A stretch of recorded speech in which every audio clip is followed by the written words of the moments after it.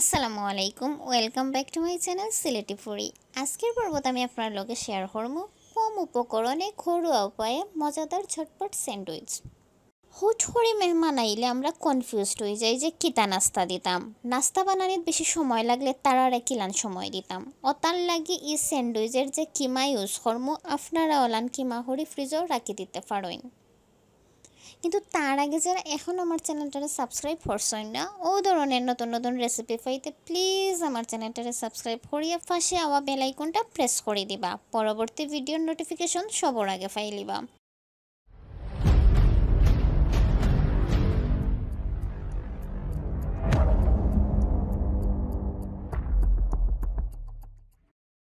যেতা যেতা লাগের বানাইতে কিমা হরা মাংস, ব্রেড, পেঁয়াজ কুচি, মরিচ কুচি, লবণ, তেল, টমেটো সস, মেয়োনাইজ।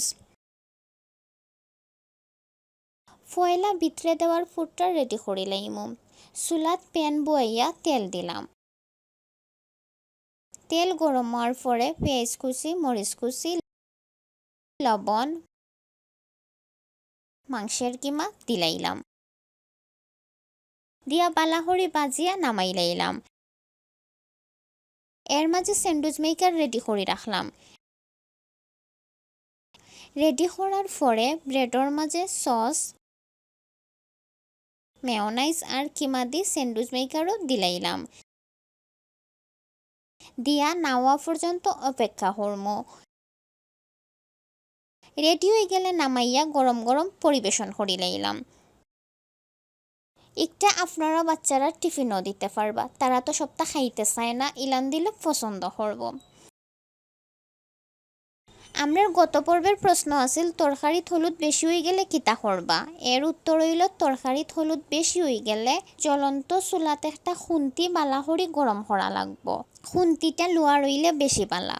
বেশ গরম হয়ে গেলে ও গরম অংশ তরকারির মাঝখানো দিলাইবা। 5 মিনিট তরকারি তোলান ডুবাইয়া রাখিয়া তুলি লাইবা। দেখবা যে হলুদর গন্ধ দূর হয়ে গেছে। আমরা আজকের পর্বর প্রশ্ন হইল তরকারির জাল বেশি হয়ে গেলে কিতা করবা। কমেন্ট করে উত্তর জানাইতে পারেন, আর উত্তর জানার লাগি চোখ রাখবা পরবর্তী ভিডিওত। আশা করি আজকের রেসিপিটা ভালো লাগছে। যদি ভালো লাগিয়া থাকে ফ্রেন্ডস ও ফ্যামিলির লগে শেয়ার করতে বলুন না যেন। ভিডিওতে অবশ্যই একটা লাইক দিলাইবা। আজকে অন্য বিদায় লইরাম। ভালো থাকবা সব। আল্লাহ হাফিজ।